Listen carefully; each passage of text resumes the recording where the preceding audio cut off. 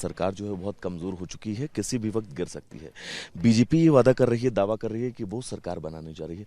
आपको क्या लगता है? देखिए हालात क्या बनते हैं, we have yet to wait and watch कि व्हाट सिचुएशन अराइजेज।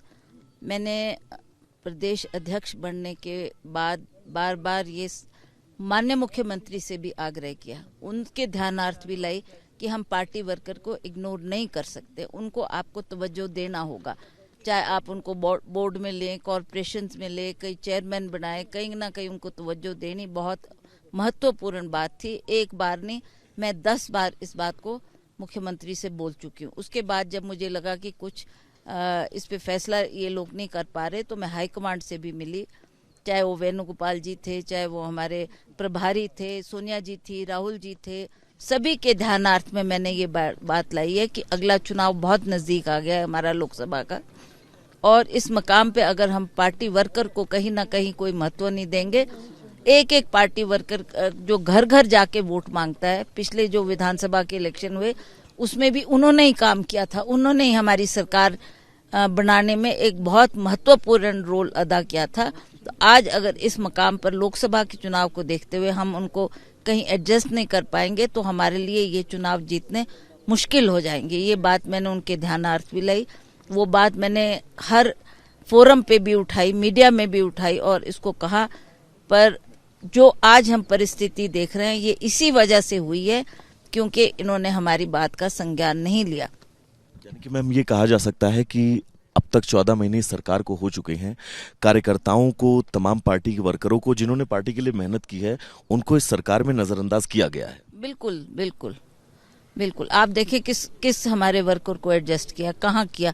जो हम देख रहे हैं कि भाई ये लोगों की एडजस्टमेंट होनी चाहिए, वो अगर होती तो आज ये स्थिति ना बनती। आला कमान से जब आपने इस बात को लेकर, इस विषय को लेकर बातचीत की, उन्होंने क्या आश्वासन आप लोगों को दिया?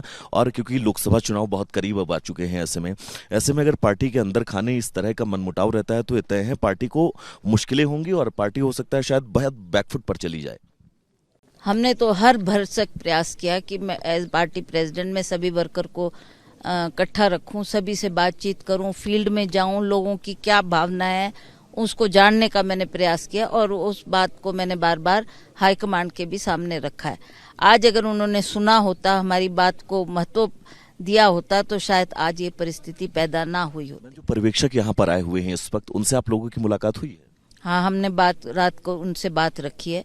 उन्होंने जो बातें हमने रखी है उसमें उन्होंने अभी तो हमारे को कोई संतोषजनक जवाब नहीं दिया है। अब देखेंगे और बैठक करते हैं। ये बड़ी अटकलें इस वक्त सियासी गलियारों में चल रही हैं कि अगर मुख्यमंत्री का चेहरा बदल दिया जाता है तो शायद हिमाचल कांग्रेस के अंदर का जो कलह है वो शांत हो जाए, ऐसा कुछ है? देखिए, that is for the high command to decide. High command क्या करती है, क्या फैसला करती है, हम उसके लिए इंतजार कर रहे हैं कि क्या होगा, फिर हम वर्कर से फिर ही बात कर पाएंगे। एक आखिरी सवाल मैं आपसे करना चाहूंगा। बीजेपी बड़ा आश्वस्त दिख रही है इस बीच, वो कह रही है कि बीजेपी की सरकार हिमाचल प्रदेश में बनने से कोई नहीं रोक सकता है और 5 साल सुखों की सरकार नहीं चलने वाली है। इस विश्वास के पीछे क्या कारण हो सकता है?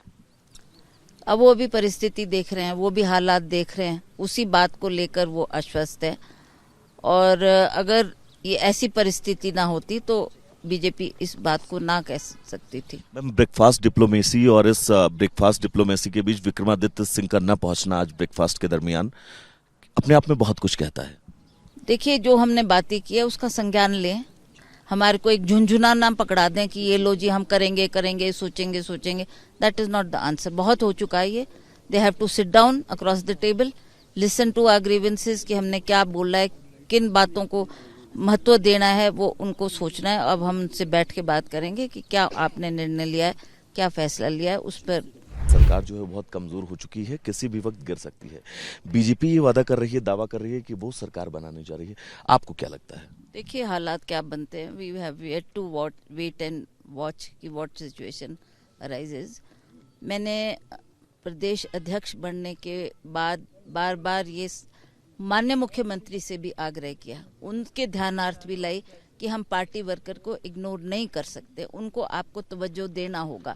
चाहे आप उनको बोर्ड में लें, कॉरपोरेशंस में लें, कई चेयरमैन बनाए, कहीं ना कहीं उनको तवज्जो देनी बहुत महत्वपूर्ण बात थी। एक बार नहीं, मैं 10 बार इस बात को मुख्यमंत्री से बोल चुकी हूँ। उसके बाद जब मुझे लगा कि कुछ इस पे फैसला ये लोग नहीं कर पा रहे, तो मैं हाईकमांड से भी मिली, चाहे वो वेणुगोपाल जी थे, चाहे वो हमारे प्रभारी थे, सोनिया जी थी, राहुल जी थे, सभी के ध्यानार्थ में मैंने ये बात लाई है कि अगला चुनाव बहुत नज़दीक आ गया है हमारा लोकसभा का, और इस मकाम पे अगर हम पार्टी वर्कर को कहीं ना कहीं कोई महत्व नहीं देंगे, एक एक पार्टी वर्कर जो घर घर जाके वोट मांगता है, पिछले जो विधानसभा के इलेक्शन हुए उसमें भी उन्होंने ही काम किया था, उन्होंने ही हमारी सरकार बनाने में एक बहुत महत्वपूर्ण रोल अदा किया था। तो आज अगर इस मकाम पर लोकसभा के चुनाव को देखते हुए हम उनको कहीं एडजस्ट नहीं कर पाएंगे तो हमारे लिए ये चुनाव जीतने मुश्किल हो जाएंगे। ये बात मैंने उनके ध्यानार्थ भी लाई, वो बात मैंने हर फोरम पे भी उठाई, मीडिया में भी उठाई और इसको कहा। पर जो आज हम परिस्थिति देख रहे हैं ये इसी वजह से हुई है क्योंकि इन्होंने हमारी बात का संज्ञान नहीं लिया। यानी कि मैम ये कहा जा सकता है कि अब तक 14 महीने सरकार को हो चुके हैं, कार्यकर्ताओं को, तमाम पार्टी के वर्करों को जिन्होंने पार्टी के लिए मेहनत की है उनको इस सरकार में नजरअंदाज किया गया है। बिल्कुल बिल्कुल बिल्कुल, आप देखिए किस हमारे वर्कर को एडजस्ट किया, कहाँ किया। जो हम देख रहे हैं कि भाई ये लोगों की एडजस्टमेंट होनी चाहिए, वो अगर होती तो आज ये स्थिति ना बनती। आला कमान से जब आपने इस बात को लेकर, इस विषय को लेकर बातचीत की, उन्होंने क्या आश्वासन आप लोगों को दिया? और क्योंकि लोकसभा चुनाव बहुत करीब अब आ चुके हैं, ऐसे में अगर पार्टी के अंदर खाने इस तरह का मनमुटाव रहता है तो ये तय है पार्टी को मुश्किलें होंगी और पार्टी हो सकता है शायद बहुत बैकफुट पर चली जाए। हमने तो हर भरसक प्रयास किया कि मैं एज पार्टी प्रेसिडेंट में सभी वर्कर को इकट्ठा रखूं, सभी से बातचीत करूं, फील्ड में जाऊं, लोगों की क्या भावना है उसको जानने का मैंने प्रयास किया और उस बात को मैंने बार बार हाईकमांड के भी सामने रखा है। आज अगर उन्होंने सुना होता, हमारी बात को महत्व दिया होता तो शायद आज ये परिस्थिति पैदा ना हुई होती। जो पर्यवेक्षक यहाँ पर आए हुए हैं इस वक्त, उनसे आप लोगों की मुलाकात हुई है? हाँ, हमने रात को उनसे बात रखी है। उन्होंने जो बातें हमने रखी है उसमें उन्होंने अभी तो हमारे को कोई संतोषजनक जवाब नहीं दिया है। अब देखेंगे और बैठक करते हैं। ये बड़ी अटकलें इस वक्त सियासी गलियारों में चल रही हैं कि अगर मुख्यमंत्री का चेहरा बदल दिया जाता है तो शायद हिमाचल कांग्रेस के अंदर का जो कलह है वो शांत हो जाए, ऐसा कुछ है?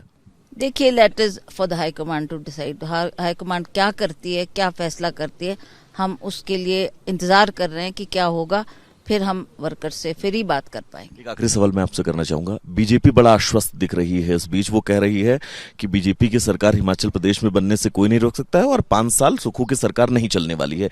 इस विश्वास के पीछे क्या कारण हो सकता है? अब वो भी परिस्थिति देख रहे हैं, वो भी हालात देख रहे हैं, उसी बात को लेकर वो आश्वस्त है। और अगर ये ऐसी परिस्थिति ना होती तो बीजेपी इस बात को ना कह सकती थी। मैम, ब्रेकफास्ट डिप्लोमेसी और इस ब्रेकफास्ट डिप्लोमेसी के बीच विक्रमादित्य सिंह का न पहुंचना आज ब्रेकफास्ट के दरमियान अपने आप में बहुत कुछ कहता है। देखिए, जो हमने बातें की है उसका संज्ञान लें, हमारे को एक झुंझुना ना पकड़ा दें कि ये लो जी हम करेंगे, सोचेंगे। That is not the answer. बहुत हो चुका है ये। They have to sit down across the table, listen to our grievances कि हमने क्या बोला है, किन बातों को महत्व देना है, वो उनको सोचना है। अब हम उनसे बैठ के बात करेंगे कि क्या आपने निर्णय लिया है, क्या फैसला लिया है, उस पर संज्ञान लिया जाए। बहुत बहुत धन्यवाद मैम बातचीत के लिए। तो प्रतिभा सिंह को आपने सुना, उनका साफ तौर पर कहना था कि कार्यकर्ताओं में नाराजगी है। जो पार्टी वर्कर्स लगातार पार्टी के लिए अनवरत काम कर रहे थे उनको कहीं ना कहीं से नजरअंदाज किया गया है और यही वजह है कि कहीं ना कहीं से जो नाराजगी है वो इस वक्त सामने आ रही है। विजय के साथ में वैभव मिश्रा, रिपब्लिक भारत, शिमला।